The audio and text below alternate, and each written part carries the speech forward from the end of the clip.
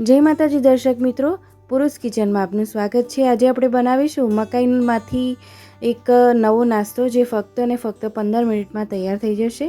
Instant નાસ્તો છે અને ખૂબ જ ટેસ્ટી બને છે। એના માટે મેં અહીંયા એક લીલી મકાઈ લીધી છે અને એને આપણે જે મોટી જાળીવાળી જે છીણી આવે છે ને, મોટી કાણાવાળી છીણી, એનાથી જ આપણે છીણી લેવાનું છે।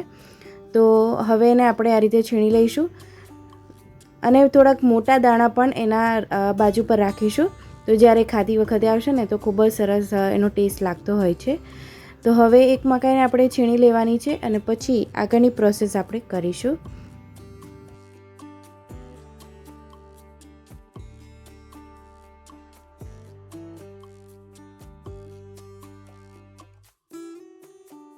તમે જોઈ શકો છો કે આપણી છીણી તૈયાર થઈ ગઈ છે। હવે એને એક વાટકામાં લઈ લેવાનું છે।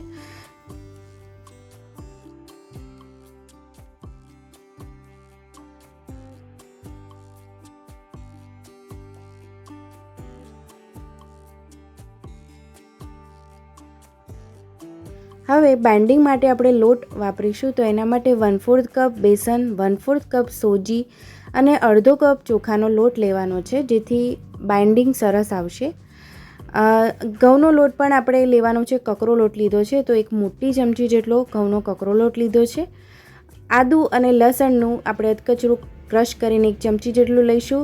મકાઈના આખા દાણા લઈશું, અડધું લીંબુનો રસ એડ કરીશું અને ખટાશને બેલેન્સ કરવા માટે આપણે 2 ચમચી અહીંયા ખાંડ લીધી છે। હવે અડધી ચમચી જેટલું લાલ મરચું, 5 ચમચી હળદર, 5 ચમચી અજમો એડ કરીશું અને સ્વાદ મુજબ મીઠું એડ કરીશું। મોણ માટે આપણે અહીંયા લગભગ 2 થી 3 ટેબલ સ્પૂન શીંગ તેલ લીધું છે, તમે કોઈ પણ તેલ લઈ શકો છો અને થોડાક ધાણા એડ કરીશું। સરસ મિક્સ કરી લઈશું। તો મકાઈની છીણમાં થોડુંક મોઇસ્ચર હોય છે, એટલે પહેલાં આપણે મિક્સ કરી લઈશું, પછી જરૂરિયાત મુજબ આપણે પાણી એડ કરીશું।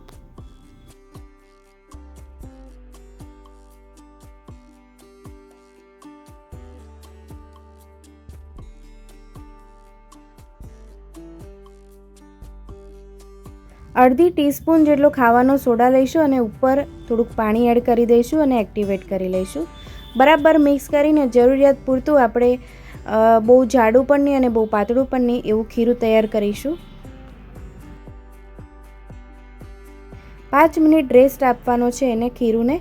હવે એક બીજી બાજુ કઢાઈમાં આપણે લગભગ 2 થી 3 ટેબલ સ્પૂન જેટલું તેલ લેવાનું છે। અડધી ચમચી જેટલી રાઈ એડ કરીશું। એ તતડે એટલે આપણે 2 થી 3 ચમચી જેટલા તલ એડ કરવાના છે।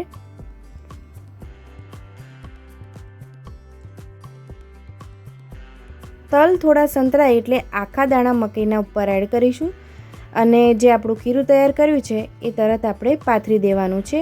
થોડું જાડું લેયર તૈયાર કરીશું અને સાચવીને આપણે એડ કરીશું। જો તમારે કઢાઈમાં ન બનાવવો હોય ને તો તમે લોખંડની તવીમાં, નોનસ્ટિક પેનમાં પણ તમે બનાવી શકો છો, એ પણ ખૂબ જ સરસ નાસ્તો તૈયાર થાય છે। જો તમારી પાસે અપ્પમનું પેન હોય તો તમે એમાં પણ અપ્પમ બનાવી શકો છો। ઉપરથી થોડાક ડેકોરેશન માટે તલ એડ કરીશું, થોડુંક લાલ મરચું સ્પ્રિંકલ કરીશું અને ઢાંકીને લગભગ 4 થી 5 મિનિટ આપણે એકદમ સ્લો ગેસ ફ્લેમ રાખીને ચડવા દેવાનો છે। અને હવે આપણે એક બાજુથી ચડી ગયું છે, બીજી બાજુ થવા દઈશું। તો તૈયાર છે આપણો મકાઈનો નવો નાસ્તો, તમે ચોક્કસ બનાવજો।